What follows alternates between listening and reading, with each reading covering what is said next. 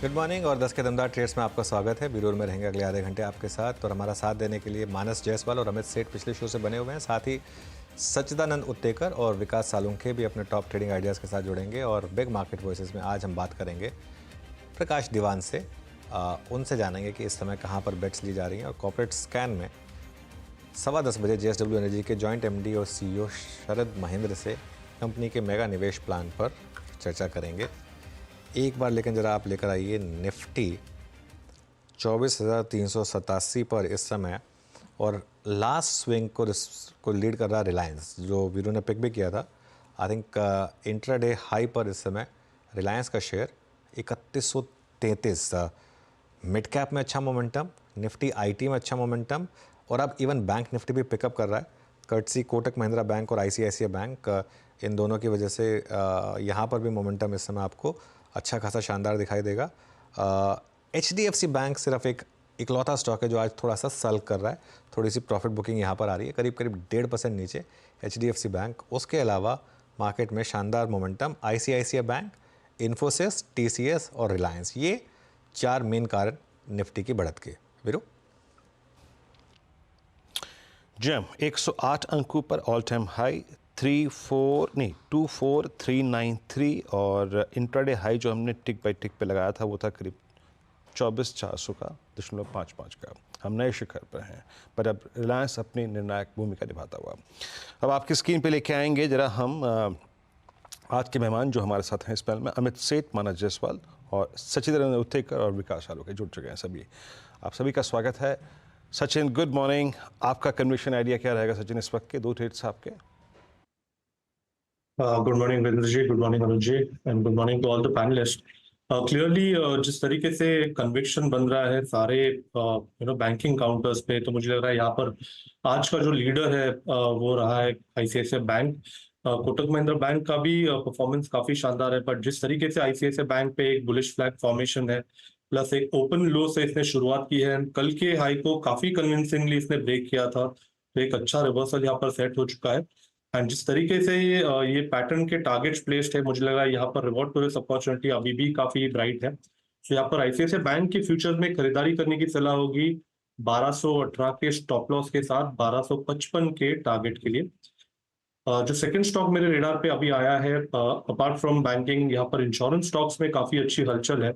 And HDFC life काफी दिनों से अपने 200 डे एक्सपोनेंशियल मूविंग एवरेज के आसपास थोड़ा सा कंसोलिडेट हो रहा था, बट जिस तरीके से यहाँ पर शॉर्ट कवरिंग का डेटा नजर आ रहा है, 600 के आसपास के कॉल राइटर्स पे थोड़ा सा दबाव है, तो मुझे लग रहा है यहाँ पर इंट्राडे के लिहाज से एक अच्छा स्विंग बन सकता है अराउंड 630 तक का। तो यहाँ पर HDFC लाइफ के भी फ्यूचर में खरीदारी करने की सलाह होगी 599 के स्टॉप लॉस के साथ। जी हाँ, ICICI बैंक और HDFC लाइफ, अभी हमने HDFC लाइफ पे जिक्र किया था, शिवांगी के साथ मैंने कॉल ली थी, उस वक्त लगभग 602 पे था। क्या मूव देखिए, डी हाई पर आ गया। अब ऑल मूविंग एवरेजेस बहुत ही खराब देखें, एक कहते हैं ना क्लासिकली बेस ट्रेजेक्टरी से बाहर निकलना, वही करता हुआ स्टॉक का। यहाँ पे 2 कॉल्स हो गई सचिन जी की। अब चलते हैं विकास जी के पास। विकास जी, गुड मॉर्निंग। आपके 2 ट्रेड्स। गुड मॉर्निंग वीरेंद्र जी। मेरा भी पहला कॉल रहेगा ICICI प्रूडेंशियल लाइफ। यहाँ पे भी एक अच्छा ब्रेकआउट देखने मिला और यहाँ पे जो डायरेक्शन इंडेक्स जो है यहाँ पे स्ट्रेंथ दिखाते हुए इसमें एक मोमेंटम दिखा सकता है। और मुझे लगता है कल भी हमने देखा था कि अच्छा पॉजिटिव रिजल्ट इस कंपनी में देखने मिला था। आज भी मुझे लगता है कि 670 के टारगेट के लिए इसको बाय कर सकते हैं 628 के स्टॉप लॉस से। आज भी अभी लास्ट के 10 मिनट में हमने देखा है कि वापस एक अच्छा मूव यहाँ पे देखने मिल रहा है, तो मुझे लगता है कि ICICI प्रूडेंशियल यहाँ पे बाय करना चाहिए। 628 के स्टॉप लॉस से ऊपर में 670 का टारगेट आते हुए देखने मिलेगा। दूसरा मेरा रहेगा एशियन पेंट। एशियन पेंट में भी एक अच्छा रुझान है। लास्ट 2 ट्रेडिंग सेशन में हमने नोट डाउन किया है कि इसी रेंज में देखने मिल रहा है, लेकिन वापस वहां पे एक फ्रेश मूव देखने मिल सकता है टुवर्ड्स 200 DA में। तो ऊपर में जो टारगेट निकल के आ रहा है वो 3040 के आसपास का टारगेट देखने मिलेगा। नीचे में जो स्टॉप लॉस देखने मिलेगा वो 2890 के आसपास का स्टॉप लॉस लगा के एशियन पेंट को यहाँ पे बाय किया जा सकता है। डेली चार्ट स्ट्रक्चर यहाँ पे स्ट्रॉन्ग है और वीकली चार्ट में जो डाउनवर्ड ट्रेंड लाइन है उसका भी यहाँ पे एक ब्रेकआउट देखने मिला है 2 दिन पहले। तो अभी भी उसी रेंज के ऊपर ट्रेड करते हुए देखने मिल रहा है, तो 3040 के टारगेट के लिए एशियन पेंट को बाय कर। ओके, तो चलिए, ये इस समय 2 पिक्स हो गई विकास की भी।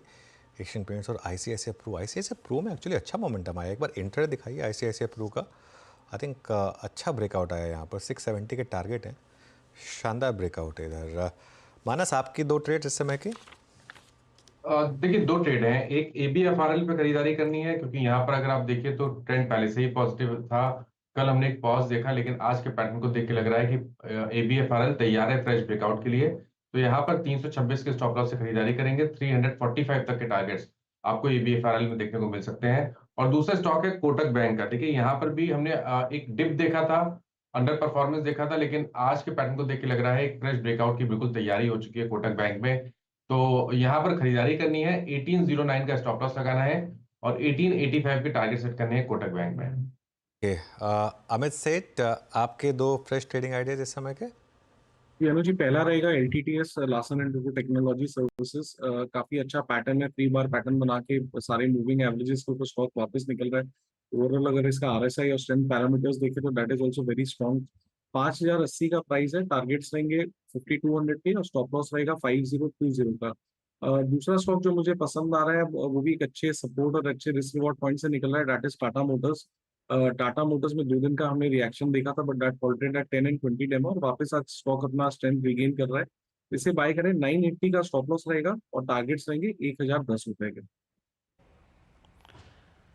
जी हाँ, अच्छा मुझे याद आ रहा है अभी ABFRL कल CNBC सवास पे कल अनुज ने स्पॉटलाइट में मेंशन भी किया था।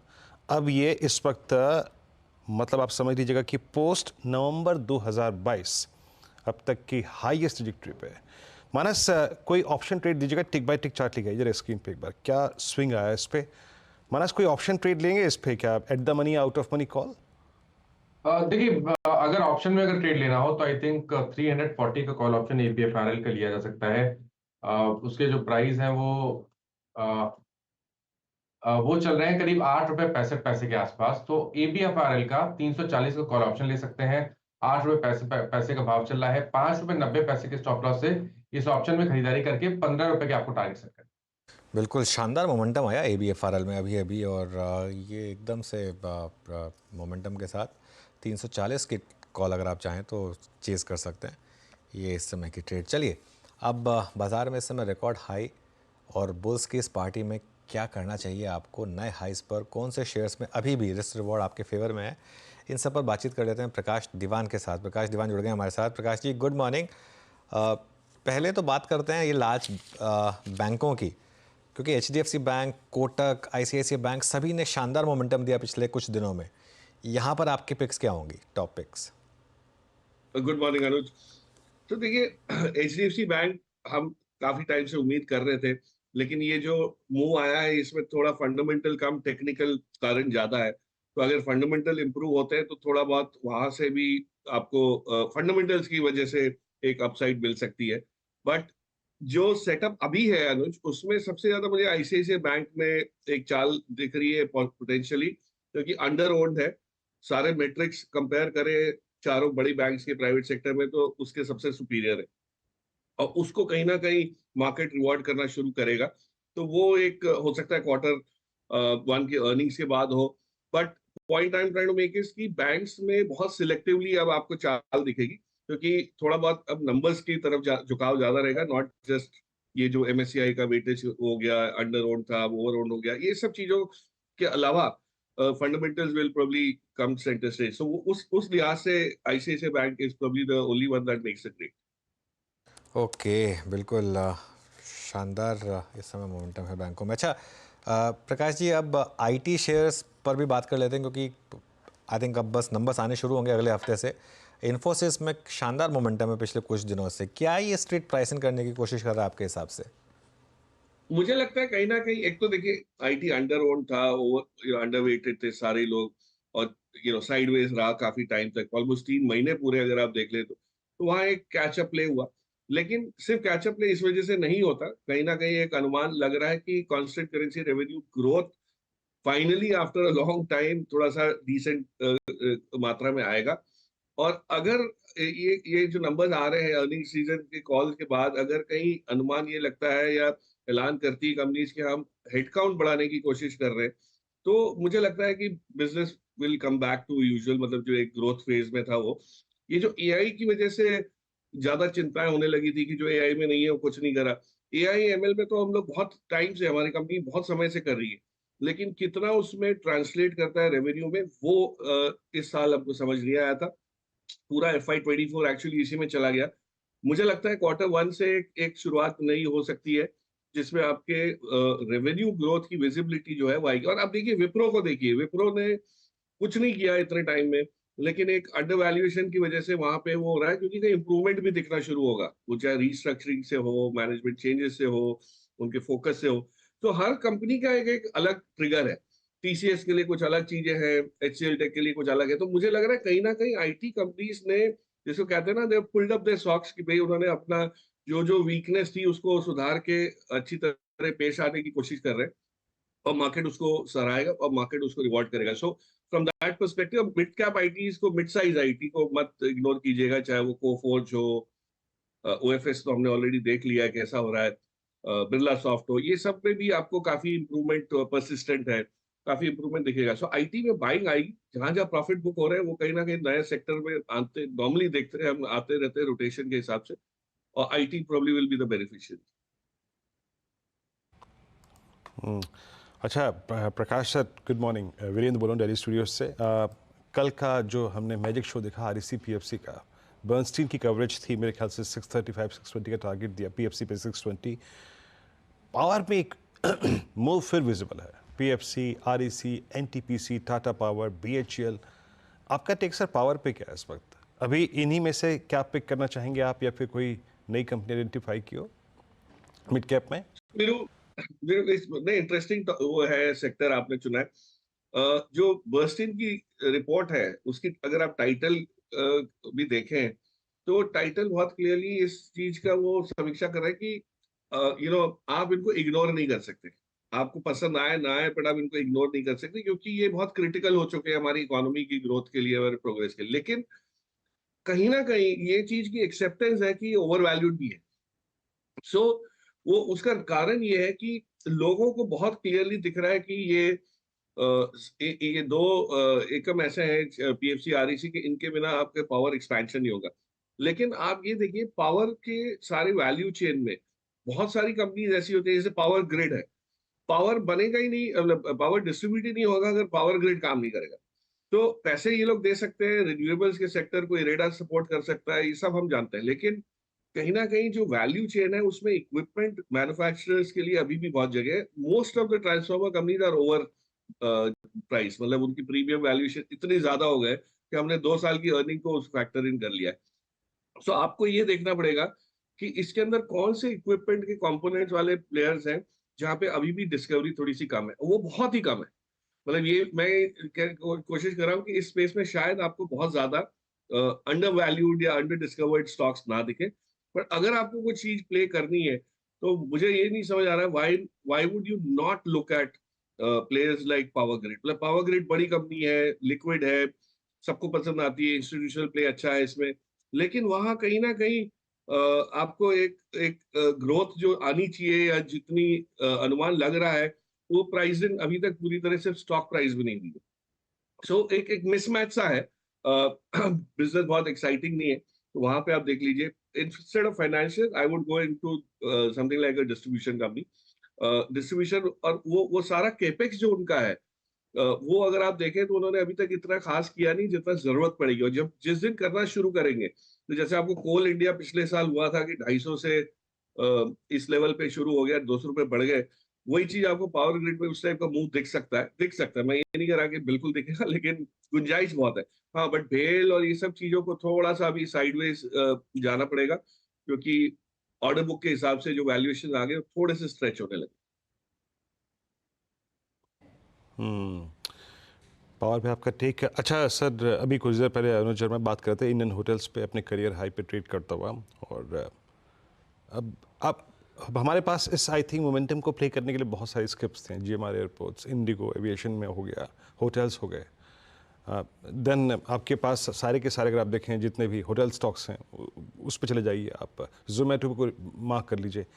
इस थीम में सर अभी क्या लेकर चलना चाहिए? स्पेशली आपका टेक मैं जानना चाहूँगा किसी होटल स्टॉक पे जो कि नया आपने पिक किया हो, जो इंडियन होटल्स जैसी तेजी दिखा सकता है।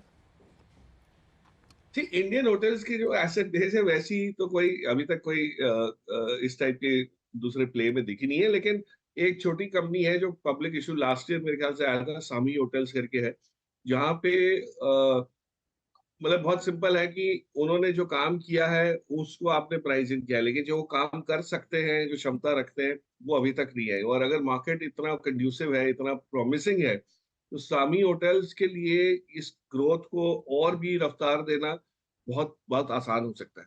एग्जीक्यूशन स्किल्स बहुत बढ़िया है, कंपनी मैनेजमेंट के जो ट्रैक रिकॉर्ड है वो भी बहुत बढ़िया है, बैलेंस शीट में भी स्ट्रेंथ है। So I don't think there could be an issue. हाँ, लेकिन होटल स्टॉक स्पेसिफिकली अगर आप देखें तो इसमें थोड़ी सी एक एक एक रैपिड ग्रोथ की जो फेज है वो आएगी, तो उससे पहले हम उसको प्राइसिंग कर देंगे। लेकिन ये एक नाम है जिसको आप देख सकते हो। Otherwise I think there is a lot of other things जिसमें आपने एयरपोर्ट्स का जिक्र किया। मुझे नहीं लगता कि एयरपोर्ट्स की ग्रोथ कहीं ना इतनी स्लो होगी। तो आप उस लिहाज से जीएमआर एयरपोर्ट्स को अभी भी देख सकते हैं, जिस टाइप का एक्सपेंशन वो कर रहे हैं। और इंटरेस्टिंगली अब एयरपोर्ट्स कार्गो की तरफ भी झुकाव काफी करने लगे हैं। 2-3 कंपनीज कार्गो की तरफ, उसमें कार्गो प्लेन्स लाके कामकाज शुरू कर रही है और कर चुकी है।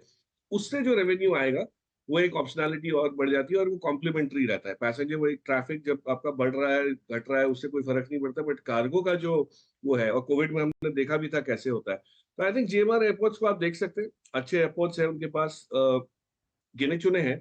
Adani of course is much bigger, लेकिन अदानी को आप प्ले नहीं कर सकते आज डायरेक्टली। और एक होटल के उससे डीमर्जर की अपॉर्चुनिटी आईटीसी में बहुत बड़ी आएगी वीरू। ये कहना चाहूंगा कि आईटीसी में आज आप उसको होटल कंपनी नहीं गिन रहे, लेकिन जैसे ही आप आईटीसी का शेयर लेंगे और आपके पास आईटीसी होटल्स भी आएगा, वो एक जो पीस है वो सबसे प्रॉमिसिंग बन जाएगा।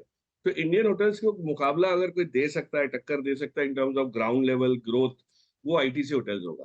तो इनके पास वैसी प्रॉपर्टीज है, उस टाइप की बैंडविड्थ है, उस टाइप की ब्रांड स्ट्रेंथ है, तो वो सब लेते देखते हुए मुझे लगता है आप आईटीसी होटल्स को अक्वायर करने के लिए आईटीसी आज लीजिए, डीमर्ज शेयर आपको मिलेगा और उसको एंजॉय कर सकते ओके। मीनवाइल वो केक कटिंग चल रही है, एक एक प्लेयर आकर केक कटिंग कर रहा है वहाँ पर दिल्ली में आईटीसी मौर्या, वहाँ पर टीम ठहरी हुई है। और अब आई थिंक ये Virat Kohli I think photo ले रहे हैं, देखिए। नहीं, अच्छा ठीक है, बात मुझे लगा था एक्चुअली कोहली जैसे ही लग रहे थे। खैर काफ़ी शानदार जश्न चल रहा है वहाँ पर। अच्छा प्रकाश जी, एक स्पेस जहाँ आप काफ़ी अर्ली इन्वेस्टर रहे वो थी पीएलआई स्पेस। मुझे याद है डिक्सन, एम्बर, इन सब पर आपका काफ़ी पॉजिटिव व्यू रहा है काफ़ी सालों से।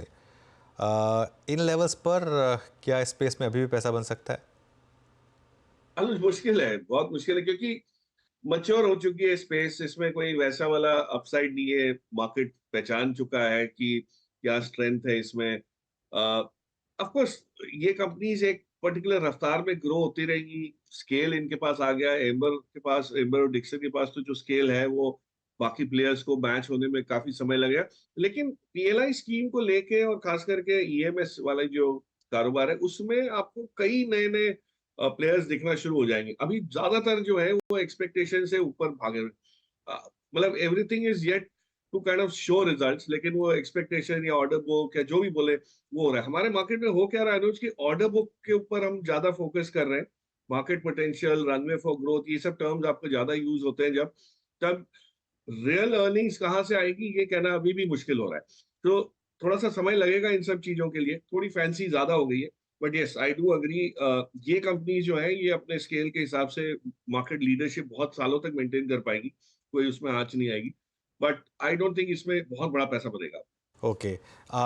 एक और स्पेस जो मुझे आपसे डिस्कस करनी है, जैसे मजगांव डॉक, आज बात हुई उसकी 18 गुना 2 साल में, और अपने आईपीओ से आई थिंक 35 गुना। ऐसे स्टॉक्स में आप क्या करें, और क्या डिफेंस में अभी भी मोमेंटम इंटैक्ट है? तो the answer to that question is yes. Defence में मोमेंटम तो अभी शुरू हुआ है। ऐसा तो है नहीं कि हिंदुस्तान की सरकार आत्मनिर्भरता को यहाँ ही रोक देगी। इनफैक्ट जैसे जैसे नई लिस्टें आती जा रही है, आप देख रहे हैं कि नए नए कंपोनेंट्स और भी कवर हो रहे हैं। ऑफकोर्स बहुत छोटे कंपोनेंट्स भी होते हैं, लेकिन ये एक दिशा बहुत क्लियरली डिफाइन हो जाती है। मोमेंटम रहेगा इन द डिफेंस। इंडिजिनाइजेशन मतलब आत्मनिर्भरता तो रहेगी हमारी, लेकिन वो बढ़ती जाएगी। स्टॉक्स में क्या होगा, स्टॉक्स में ये होगा अनुज कि अगर आप मजगांव डॉक 5 साल के लिए रख सकते हैं या जीआरएससी को आप 5 साल तक होल्ड कर सकते हैं, तब तो ठीक है कि मान लीजिए यहाँ से 20% नीचे भी आ जाता है तो वो रिकवर करके फिर अपने ग्रोथ हासिल करेगा।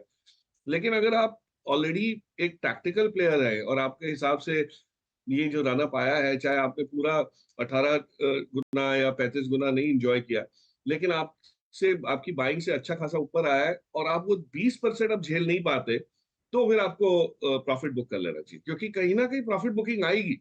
ये वैल्यूएशंस पे अगर कोई सेक्टर रोटेशन हुआ या कोई तब्दीली हुई मार्केट के मूड में, तो प्रॉफिट बुकिंग आएगा, तो इन सारे स्टॉक्स में पहले आएगा क्योंकि प्रॉफिट वहीं है। और जब प्रॉफिट बुक होके नीचे आता है तब लोग इतने मायूस हो जाते हैं कि फिर वो they throw in the towel, मतलब वो परेशान होके निकलते हैं। तो वो ना करें आप। आपके हिसाब से, अपने रिस्क रिवार्ड के हिसाब से, आपके एडवाइजर के साथ बैठ के अपने पोर्टफोलियो का गठन देखिए कि कैसा है। स्टॉक्स तो बहुत अच्छे चलते हैं लेकिन पोर्टफोलियो नहीं चलता। सो हमारे यहाँ क्या होता है कि हम एक दो स्टॉक्स चलते हैं तो इतने उससे हीरो बन जाते हैं, लेकिन जो पोर्टफोलियो की ओवरऑल रिटर्न देखें तो वो तो कहीं नहीं ज्यादा बहुत इंप्रूव हुए। तो पोर्टफोलियो को कैसे ये हेल्प हो सकती है उसकी, वहां देखिए, वहां प्रॉफिट बुकिंग की अगर जरूरत पड़ती है तो करिए। थोड़ा लिक्विडिटी या कैश पे बैठना अभी मेरे हिसाब से एक एडवाइजेबल स्ट्रैटेजी रहेगी, और अपने एसेट एलोकेशन को इग्नोर ना करें। लेकिन मजगांव डॉक में ग्रोथ नहीं है ऐसा मैं नहीं कह रहा, बट ग्रोथ काफी हद तक आपने प्राइसिंग कर दी है, तो अब EPS will have to catch up, P expand हो चुका है, तो कहीं ना कहीं एक कंसोलिडेशन का दौर रहता है। लॉन्ग टर्म इन्वेस्टर्स के लिए चिंता की बात नहीं है, लेकिन रोज रोज भाव ना देखे, खुश ना हो, 4-5 साल बाद देखिए क्या हाल होता है। बिकॉज ये कंपनीज के लिए इनको यहाँ से हिलाना और इनकी जगह किसी और को आना, सब्सटीट्यूट करना बिल्कुल ऑलमोस्ट नामुमकिन है। So they will continue to do well, they will continue to better, लेकिन हाँ, प्राइस में आपको थोड़ी बहुत प्रॉफिट टेकिंग की गुंजाइश जरूर दिखती हम्म। प्रकाश सर, बहुत बहुत शुक्रिया, आप इस कार्यक्रम में शामिल हुए, आज सभी मुद्दों पे सेक्टर्स पे अपना रिव्यू रखा। Thank you. बहुत बहुत शुक्रिया सर। मानस, आपकी स्पॉटिंग बहुत अच्छी रही। ABFRL आपने पिक किया था 330 पे, अब 340। कल स्पॉटलाइट में इसका उल्लेख किया गया था। क्या गजब स्क्रीन पे स्विंग मिला, वाकई अच्छा ट्रेड था ये। तो 10 के दिन बाद का ट्रेड का ये ट्रेड बहुत अच्छा रहा। स्क्रीन पे रख दीजिए डायरेक्टर साहब एक बार प्लीज़। ABFRL की बात कर रहा हूँ मैं यहाँ पे। और अब जो स्टॉक इस वक्त हाईलाइट आई थिंक बटोर रहा है वो है 1711 पे ल्यूपिन। सुबह खुला स्ट्रॉन्ग, बैकफुट पे आया। सचिन, ल्यूपिन 1711 का भाव स्क्रीन पर लिख रहा हूँ इस वक्त में। आपका टेक ल्यूपिन के लिए, रेस्ट ऑफ द डे के लिए? आई थिंक ये मल्टीपल अटेम्प्ट्स इसने किए हैं इस पर्टिकुलर लेवल के ऊपर सस्टेन होने के लिए, तो मुझे लग रहा है आज का दिन भी वैसे ही चैलेंजिंग होगा। बट डेफिनेटली जिस तरीके से ओवा एडिशन हुआ है प्लस ADX डेली इस बार 25 के ऊपर कॉन्फिडेंटली ट्रेंड हो रहा है, तो मुझे लग रहा है ये इस बार का जो ब्रेकआउट है वो थोड़ा सा ड्यूरेबल होना चाहिए। काफी लंबे समय से इसने कंसोलिडेशन दिया है, तो मुझे लग रहा है इसका मोमेंटम अगर मिल जाता है तो वो भी काफी लंबे टाइम के लिए सस्टेन होगा। इंट्राडे के लिहाज से ही मुझे लग रहा है 1755 का एक स्विंग बन सकता है। एंड जिस तरीके से अभी भी पोजीशनिंग है, थोड़े से अगर डिक्लाइन आते भी है तो मुझे लग रहा है 1700 के आसपास एक काफी अच्छा सपोर्ट है। तो 1688 के स्टॉप लॉस के साथ यहाँ पर मोमेंटम चेज करने की सलाह होगी। पहला टारगेट होगा इंट्राडे का अराउंड 1755 का। बट पोजिशनली मुझे लग रहा है जिस तरीके से ADX यहाँ पर पोजिशनड है, ये पर्टिकुलर रैली 1830 तक भी एक्सटेंड होनी चाहिए। ओके, मीनवाइल एक बार HCL टेक लेकर आइए। आज IT में अच्छा मोमेंटम था। HCL टेक यहाँ पर भी शानदार इस समय मोमेंटम अब 2.5% ऊपर। अच्छा सचिन, जाते जाते REC जो आपका कल का ट्रेड था उसके टारगेट हिट हुए, अब यहाँ पर कोई फॉलो थ्रू? आई थिंक यहाँ पर थोड़ा सा मुनाफा बांधना चाहिए, बट जिस तरीके से अभी भी अपने 5-day एक्सपोनेंशियल मूविंग एवरेज के ऊपर ये अच्छी तरह ट्रेंड हो रहा है, तो 560 के आसपास एक फ्रेश बेस नजर आ रहा है। तो मुझे लग रहा है अगर थोड़े से डिक्लाइन होते हैं तो वापस अपनी पोजीशन रीइनिशिएट की जा सकती है। ट्रेजेक्टरी मुझे लग रहा है 600 तक यहाँ पर वाइड ओपन है, तो डेफिनेटली इसमें बने रहे। ओके, चलिए सचिन, बहुत बहुत शुक्रिया आज हमारे साथ जुड़ने के लिए। चलिए अब विकास जी, आपका भी शुक्रिया। JSW एनर्जी की बात करते हैं। पावर सेक्टर में निवेश का एक मेगा प्लान तैयार किया गया और हाल ही में कंपनी ने SJVN के साथ एक PPA भी साइन किया है। कंपनी की 2030 तक 20 गीगावाट क्षमता हासिल करने का लक्ष्य है। इन सब पर बातचीत करने के लिए हमारे साथ कंपनी के जॉइंट MD और CEO शरद महेंद्र जुड़ रहे हैं। उनसे बात करते हैं। शरद जी, गुड मॉर्निंग। सोलर प्रोजेक्ट्स काफ़ी मूव कर रहे हैं आपके पोर्टफोलियो में और आपने SJVN से भी एक प्रोजेक्ट जीता है। जरा इसके बारे में थोड़ा सा बताएं। सब ये देखिए, ये जो हमने एचजेवीएन का जो पीपीए साइन किया है, ये पंजाब स्टेट को इलेक्ट्रिसिटी सप्लाई होगा ये पावर, और इसका प्रोजेक्ट वर्क पीपीए साइन होने के बाद में नॉर्मली हमको 18 महीने का समय मिलता है। तो उसको देखते हुए हम ये उम्मीद कर रहे हैं कि 18 महीने में आज से ये प्रोजेक्ट कमीशन हो जाएगा। ओके अच्छा सर, शरद जी, मतलब एग्जैक्टली सोलर पावर फ्रंट पे ही अगले 12 से 18 महीने के अंतराल में आप कैपेसिटी एडिशन और एग्जीक्यूशन कैसा देख रहे हैं? यस, इसमें अगर हम देखें कि हम लोगों ने ये बिडिंग स्पेस में जनवरी मार्च क्वार्टर में लास्ट ईयर के क्वार्टर 4 में हमने एंट्री करी थी, जब हमने देखा कि एनवायरनमेंट कंड्यूसिव है, returns are as per what are minimum benchmark returns are there, तो हमने उसको ध्यान में रखते बिडिंग करी, स्पेस में एंट्री करी, और क्वार्टर 4 में ऑलमोस्ट 19 से 20% का बिड हमने जीता, जो कि 3.6 गीगावाट का बिडिंग था। उसी के अब पीपीए साइन होना शुरू हुए हैं, और क्वार्टर 1 जो अभी खत्म हुआ है, इसमें बिडिंग थोड़ा सा साल के फर्स्ट क्वार्टर में कम रहता है, बट 6.3 गीगावाट का बिडिंग हुआ है, और उसमें भी हमको खुशी है बताते हुए कि ऑलमोस्ट 30% बिड जेएसडब्ल्यू एनर्जी ने जीता है अपनी सब्सिडरीज के साथ में। तो आज हमारे पास जो टोटल बिड हमने जो जीता है, that is in excess of 5 gigawatt, जो अब हमें एग्जीक्यूट करना है। और इस 5 गीगावाट में से, जैसा आपने अभी बोला, एसजेवीएन का 700 मेगावाट, उसके अलावा हमने अभी लास्ट वीक में ही 1025 मेगावाट का पीपीए साइन किया है सेकी के साथ में, जो कि पूरी पावर विंड, ये विंड का पीपीए है, और ये विंड का पीपीए पूरी पावर सप्लाई होगी स्टेट ऑफ उत्तर प्रदेश को, और इसके लिए हमें 2 साल का हमारे पास समय है। तो हमें पूरी उम्मीद है, हम लोग पूरी तरह से तैयार हैं कि 2 साल में ये प्रोजेक्ट भी कमीशन होगा। और इसके अलावा एक और अभी जो हमने पिछले हफ्ते 300 मेगावाट सोलर का पीपीए साइन किया है, वो स्टेट बिड था जीयूवीएनएल का, गुजरात का, वो हम लोगों ने पीपीए साइन किया है, जो हम खावड़ा में 300 मेगावाट का सोलर प्लांट का काम शुरू करने जा रहे हैं, और वो भी हमें पूरी उम्मीद है, आई एम 100% श्योर कि वो भी हम टाइम पे कंप्लीट कर लेंगे अगले 1.5 साल से 2 साल के अंदर। ओके अच्छा, एक थर्मल पावर, यहाँ पर अगर आप कुछ बता सकेंगे कितनी आप कैपेसिटी बढ़ाने वाले हैं? जी देखिए, थर्मल में लिमिटेड एसेट्स हैं जो अपॉर्चुनिटीज मार्केट में रहती हैं, बट हमने जैसा बोला कि हम लोग जब अपना वैल्यूएशन करते हैं, और अगर हमें अपना बेंचमार्क रिटर्न्स में कोई रिस्क लगता है या डाउट लगता है, तो it is better not to participate, but it doesn't mean हम एक्सप्लोर कर रहे हैं अपॉर्चुनिटीज जो मार्केट में है।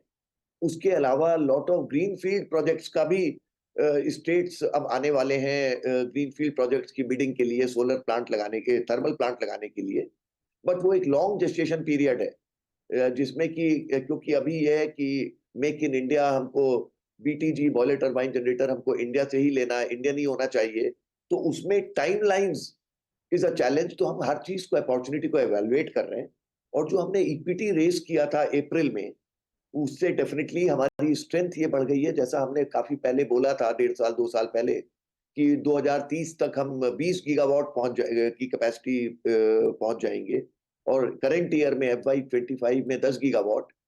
हम 100% श्योर हैं कि करंट ईयर में हम पहला माइलस्टोन अचीव कर रहे हैं, जो आज से 1.5 साल पहले हमने अनाउंस किया था कि हमारी कैपेसिटी 10 गीगावाट क्रॉस करेगी, और 20 गीगावाट जो 2030 तक था, with the current order book pipeline which is there, opportunities अच्छे रिटर्न्स वाली जितनी इस समय मिल रही हैं, हमें पूरा कॉन्फिडेंस है कि ये कुछ साल पहले ही हो जाएगा, 2030 से ये 20 गीगावाट का नंबर अचीव। ओके शरद जी, बहुत बहुत शुक्रिया, आप इस कार्यक्रम में शामिल हुए, और आई थिंक सभी पहलुओं पर बात की आपने। बहुत बहुत शुक्रिया sir, and best of luck for next quarter. अब निफ्टी स्क्रीन पे लेके आइए। निफ्टी में कूलिंग ऑफ होती हुई, और एक टिपिकल एक्सपायरी डे 24,400 का कॉल लेटर अब स्ट्रॉन्ग मोमेंटम पकड़ता हुआ उसका OID हाई पर है, और निफ्टी अब डे लो पर, दैट मीन्स जो प्रैक्टिकली आज का ट्रेड जोन था उसके डे लो पर 24,330। लेकिन फिर भी अब ये अभी तक की जो तेज़ी है 43 अंकों की, ये नीरज जी को सौंप जाते हैं। Neeraj ji, over to you and best of luck.